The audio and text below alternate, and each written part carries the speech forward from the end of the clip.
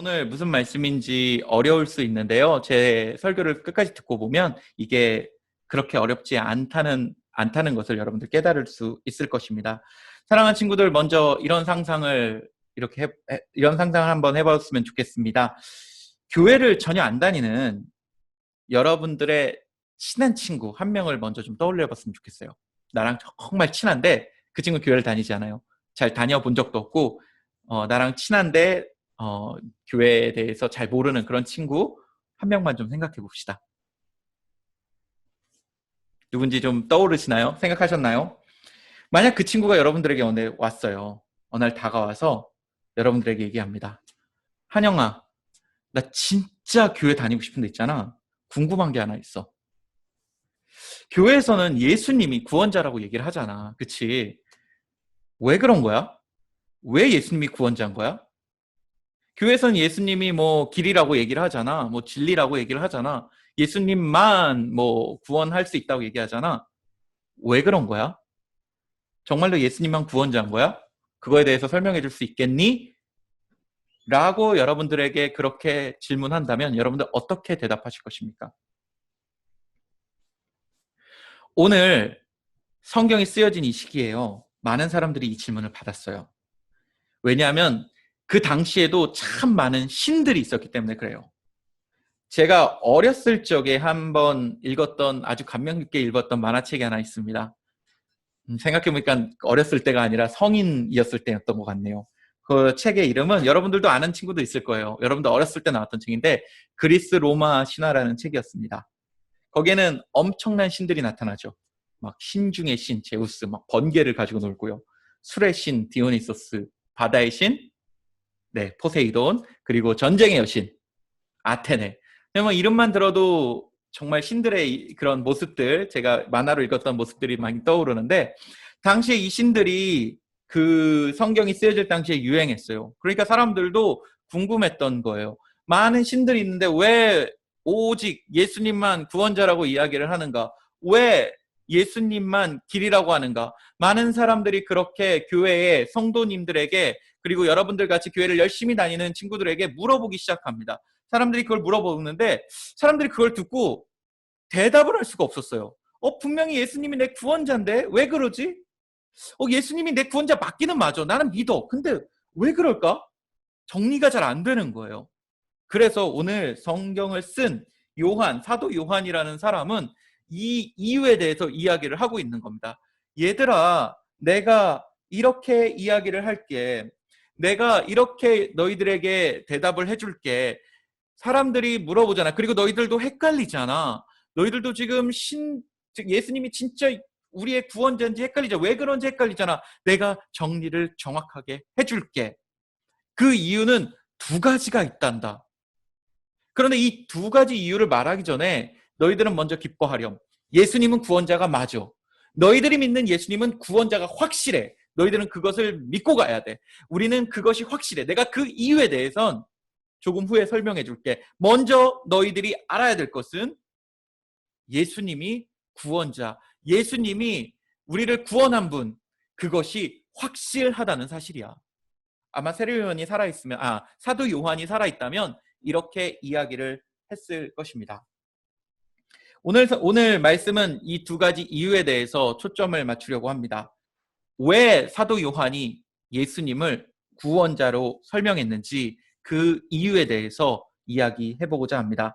그 이유는 크게 두 가지로 볼 수 있습니다. 첫 번째 이유입니다. 첫 번째 이유는 왜 예수님이 우리의 구원자이냐? 예수님께서 우리의 모든 죄를 짊어지셨기 때문입니다. 다시 한번 말씀드릴게요. 예수님이 왜 구원자이냐? 첫 번째 이유, 예수님께서 우리의 모든 죄를 다 짊어지셨기 때문입니다. 예수님은 태어나자마자 막 활동을 하시지 않으셨어요. 예수님은 언제쯤 활동을 하기 시작했냐면 30살, 30살 가까이에서 활동을 하기 시작했는데 당시에는 그 하나님을 잘 믿던 세례 요한이라는 사람이 있었어요. 이 사람은 아까 제가 말했던 사도 요한과는 좀 다른 사람인데 예수님 시대에 살고 있었던 사람이에요. 이 세례 요한의 그 일은 많은 사람들에게 세례를 주고 그들을 위해 기도해 주는 일을 했던 사람입니다. 어느 날 예수님이 그 세례 요한에게 찾아갑니다. 세례 요한에게 찾아가서 세례 요한님, 저를 위해 기도해 주시고 저에게 세례를 해주세요. 여러분 세례 뭔지 알죠? 베프티즘이요. 세례를 해주세요라고 이야기를 합니다. 그때 세례 요한이 예수님을 딱 알아보고 제가 어떻게 감히 예수님을 세례를 줍니까? 제가 세례를 받아야죠, 예수님께.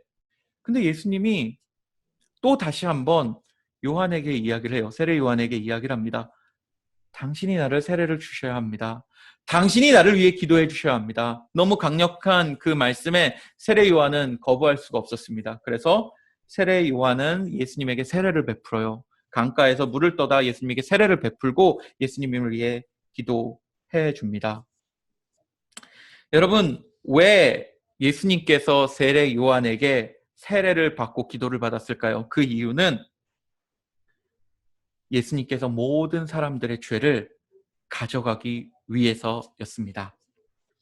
예수님이 오시기 전 이스라엘에서는요, 하나님께 죄를 용서받기 위해 제사를 드렸어요. 그러니까 내 죄 대신에 이 양을 죽이니까 저를 용서해 주세요. 이런 식이었었던 거예요. 그러니까 항상 내 죄를 용서받기 위해 이 양을 대신 죽이고 저는 용서해 주세요. 이런 제사를 늘 드렸습니다. 예수님이 오기 전에는요. 그런데 그 제사장들이요, 프리스트들이 제 죄를 사하는 그 일을 하기 위해 제 양을 죽이기 위해서 그 양에게다가 늘 먼저 기도를 하고 손을 얹어서 줬어요. 그러면서 이렇게 기도했어요. 이 사람의 죄를 모두 갖고 이 양이 죽습니다. 이 사람의 죄가 모두 이 양에게 갈 수 있도록 하나님 도와주세요. 이런 식으로 기도를 했던 거예요. 그리고 나서 그 양을 죽였죠. 그럼 이 사람의 죄는 해결이 되었었던 겁니다. 그게 예수님이 오시기 전 구약시대의 죄를 용서받는 방법 중에 하나였습니다. 예수님은 이런 양이 되고 싶어 하셨어요. 단순한 한 개인의 죄 때문에 제물이 된 것이 아니라, 양이 된 것이 아니라 모든 사람들, 과거, 현재, 미래의 모든 죄를 다 짊어지길 원하셨어요. 그래서 당시에 가장 하나님을 잘 믿고 가장 제사장의 역할, 프리스트의 역할을 잘 했었던, 감당했었던 세례 요한에게 찾아가 기도를 받고 세례를 받은 것입니다.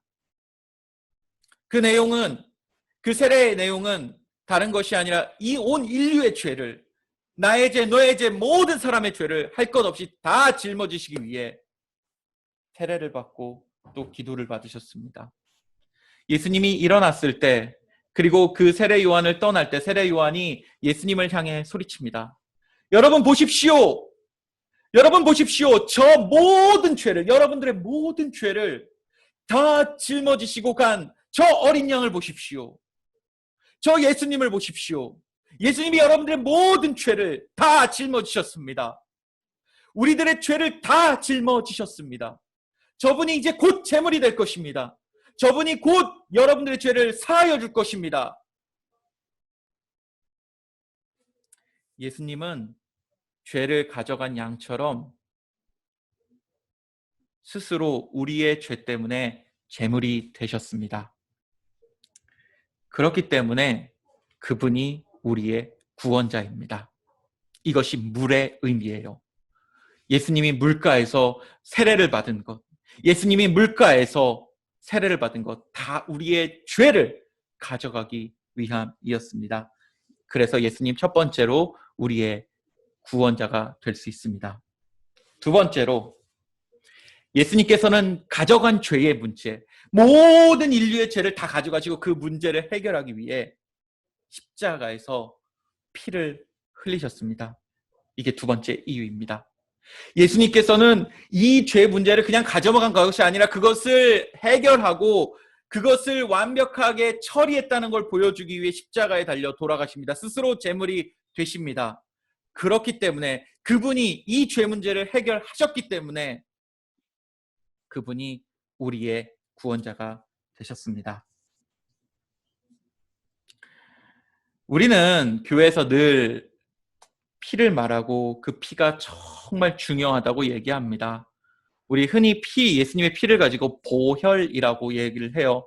정말 보물처럼 귀하고 소중하다는 거예요.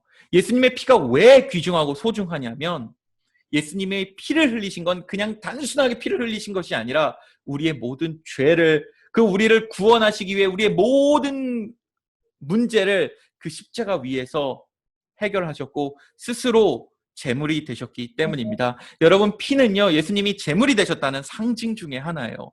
예수님께서 모든 죄를 짊어지시고 모든 아픔과 모든 저주를 짊어지시고 십자가에 달려 돌아가신서 피를 흘리셨다. 그 피는 예수님이 제물이 되셨다는 증거입니다. 사랑하는 여러분, 이 희생은요, 아무나 할 수 없어요. 맞지요? 우리의 죄를 위해서 희생한다? 누군가 희생한다? 이거 정말 어려운 거예요. 희생이요, 우리 집에서는 희생이라는 단어가 요즘 많이 나와요. 뭐냐면은 저희 아들 둘이서 싸울 때 늘 엄마가 우리 시연이에게 혹은 지연이에게 양보해, 희생해 라고 이야기를 합니다. 그런데 절대 양보하지 않아요. 절대 장난감 쉐어하지 않습니다. 자기가 놀겠다고 늘 싸우고 때리고 합니다. 희생하는 거 어려워요. 언제 희생하냐면 자기가 정말 갖기 싫을 때 줘요. 예를 들면 밥을 먹다가 콩이 나왔어요. 콩을 먹기 싫잖아요. 그러면은 시연이가 지연아 이리 와봐. 형이 먹을 거 줄게. 그러면 그 콩을 먹여요. 그런 식으로 이 진정한 희생이 아니라 자기 이익을 위해서 그렇게 남을 희생시키는 걸 좋아해요. 우리 인간이 그렇습니다. 그런데 예수님은 이익 같은 거 하나 필요 없이 아무 이유 없이 우리의 죄를 다 짊어지시고 십자가에 달려 돌아가시면서 피를 흘리셨습니다. 그래서 오늘 사도 요한은, 오늘 성경을 쓴 저자는 이렇게 이야기하는 겁니다. 예수님께서 십자가에서 피를 흘리셨고 모든 죄 문제를 해결하셨기 때문에 그분이 구원자가 될 수 있습니다. 기억하십시오. 예수님은 물에서 모든 죄를 다 짊어지시고 그 짊어지신 죄를 십자가 위에서 피를 흘리면서 완벽하게 해결하셨습니다. 물이 증거고 피가 증거입니다. 그래서 오늘 사도 요한은 물과 피가 증거라고 이야기를 하고 있습니다. 제가 마지막으로 여러분들과 나누고 싶은 말씀은 이겁니다. 이 두 가지 이유, 물과 피 이유를 말하면서요, 요한은 이 말도 안 되는 이야기, 이 로지컬하지 않고 정말 리즈너블하지 않은 이야기를 성령께서 믿도록 도와준다고 이야기를 해요. 여러분들이요, 만약에 지금 이 이야기를 먼저 믿고 있다면 성령께서 여러분들을 도와주었고 여러분들을 믿게 해주셨다는 것을 기억하셨으면 좋겠습니다. 인간은요, 믿기 어려운 걸 믿는 거는 정말 힘든 거예요. 예전에도 한번 말씀드렸지만 UFO나 외계인은 우리가 추측만 알고 정말 진심으로 믿기가 쉽지 않아요. 왜냐하면 만나본 적도 없고요. 우리가 실제로 본 적도 없기 때문에 그래요. 그런데 여러분 생각해 보십시오. 정말 세상에는 수많은 사람들이 예수 그리스도의 물과 피를 믿고 있어요. 저를 비롯해서요. 우리 선생님들도 그렇고 여러분들 중에도 믿는 사람들이 있을 거예요. 여러분들 봐서 믿습니까? 여러분 실제로 예수님 봤어요? 아니잖아요. 예수님 십자가 직접 봤습니까? 아니잖아요. 우리 예수님이 정말로 여러분들 위해 죽었다는 그거를 여러분들에게 직접 와서 말해줬습니까? 아니잖아요. 우리는 그런데 그것을 믿습니다. 전 세계 수많은 사람들은 이 말도 안 되는 이야기, 예수님께서 우리의 모든 죄를 가져가셨고 그분이 십자가에서 이걸 해결하셨다는 이 말도 안 되는 이야기를 믿고 그분을 따르고 있습니다. 어떻게 그게 가능해요? 보지도 않는데 그게 어떻게 가능해요? 바로 성령님께서 우리 안에 찾아오셔서 우리를 믿게 만들어 주셨기 때문입니다. 저는 그래서 여러분들에게 이렇게 부탁드리고 싶습니다. 만약 아직까지 예수님의 물과 피가 믿어지지 않는다면 예수님이 모든 죄를 짊어지셨고 그 나의 모든 죄까지도 나의 과거의 문제, 현재의 문제, 미래의 죄까지도, 그래서 나는 이제 이 예수님을 믿으면 천국 갈 수 있다는 이 믿음이 아직 없는 친구들, 그리고 십자가에서 예수님께서 모든 것을 해결하셨고 이제 나는 자유라는 이런 해방감이 없는 친구들, 이런 자유가 없는 친구들은 오늘 성령께 기도하셨으면 좋겠습니다. 성령님, 저도 예수님이 나의 모든 죄를 해결했다는 사실을 믿게 해주세요. 성령님, 저도 예수님이 나의 모든 죄를 해결하시고 나의 구원자가 된다는 사실을 믿게 해주세요. 성령께서 여러분들을 믿게 도와주실 것입니다. 여러분들이 기도할 때요. 성령께서 여러분들에게 지혜를 줄 겁니다. 성령께서 여러분들의 마음을 줄 겁니다. 언제요? 여러분들이 성령께 기도할 때요. 아직 믿지 못한 친구들이 있다면, 아직 헷갈리는 친구들이 있다면 오늘 성령님께 기도하십시오. 성령님, 저도 믿고 싶습니다. 저도 믿게 해주세요. 그때 성령께서 여러분들에게 찾아오셔서 예수님을 믿게 도와주실 것이고, 그러면 여러분들의 예수님을 믿고 여러분들도 이 죄에서 해방받은 기쁨을 느끼실 수 있을 것입니다. 제 이야기를 하나 드리고 오늘 설교를 마무리할까 합니다. 저는 모태신앙이었습니다. 정말로 엄마 뱃속부터 교회를 다니기 시작했습니다. 예수님의 물에 대한 이야기 수천 번은 들었을 겁니다. 거짓말 조금 보태서요. 수백 번, 수천 번은 들었을 겁니다. 예수님의 피에 대한 얘기 더 많이 들었어요. 이해한다고 생각했고 안다고 생각했는데 실제로 많이 믿어지지 못했던 것 같아요. 그래서 여러분들 나이 때 많이 방황했어요. 교회 열심히는 다녔는데 뭔가 믿어지지 않고, 뭔가 잘 풀리지 않고, 뭔가 있는 것 같은데 잘 되지 않고, 뭔가 하나님의 존재는 뭐 있는 것 같기는 한데 정말 믿어지지 않고, 저도 그랬던 경험들이 있습니다. 군대를 갔다 와서 저는 군대 때도 그 군종이라는 일을 같이 하기도 했는데요. 그러면서도 예수님이 그렇게 잘 믿어지지 않았던 것 같아요. 지금 생각해보면 정말 미안한 건데, 교회를 위해서 열심히 풀도 뽑고 교회를 위해서 열심히 막 페인트 칠도 하고 운전도 하고 다 했는데 잘 믿음이 없었던 것 같아요. 왜 그렇게 제가 생각하냐면, 군대를 갔다 와서 제가 방 안에서 혼자 기도할 때 정말 예수님이 실질적으로 믿어졌고 그분이 제 마음속에 찾아오셨기 때문에 그래요. 그전에는 알았지만 잘 알지 못했어요. 그전에는 정말 알았지만 진심으로 깨닫지 못했던 것 같아요. 그런데 어느 날 방에서 혼자 기도를 하고 있었습니다. 어느 날 혼자 방에서 기도를 막 하고 있었는데, 그것도 막 열심히 기도한 것도 아니에요. 막 목소리 높여서 기도한 것도 아니에요. 그냥 눈을 감고 예수님에 대해 생각했어요. 예수님을 정말 믿었으면 좋겠다. 그분이 진짜 오셨으면 좋겠다. 성령님 도와주세요. 저를 믿게 해주세요. 그 기도가 끝났는데요. 어느 순간 제 마음에 뭔가 부풀어 오르는 게 느껴졌어요. 그동안 알고만 있었던 예수님이 실제로 믿기 시작했어요. 그러면서 제 인생은 변하기 시작했습니다. 제가 죄에서 해방받았다는 사실을 알게 되었고, 제가 문제에서 해방받았다는 사실을 알게 되었습니다. 사랑하는 여러분, 정말로 예수님께서는 우리의 구원자십니다. 예수님께서는 물과 피를 흘리셨고 우리의 모든 죄를 다 해결하셨기 때문에 우리의 구원자십니다. 그것을 믿기 위해서 여러분 오늘 성령님께 간구하셨으면 좋겠습니다. 기도하셨으면 좋겠습니다. 그래서 진심으로 예수님이 여러분들의 구원자가 되기를 소망하고, 또 예수님의 평안이 여러분들과 함께 하기를 축복합니다. 기도하시겠습니다.